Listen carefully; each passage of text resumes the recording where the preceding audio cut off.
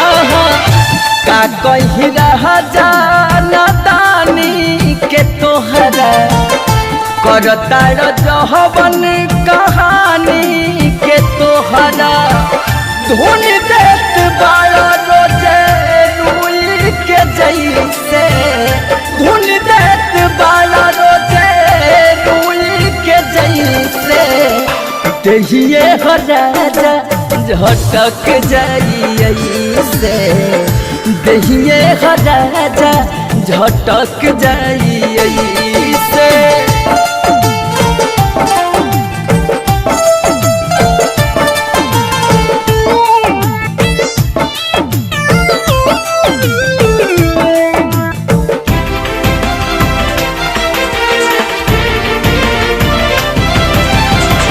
रोज का चैन दिया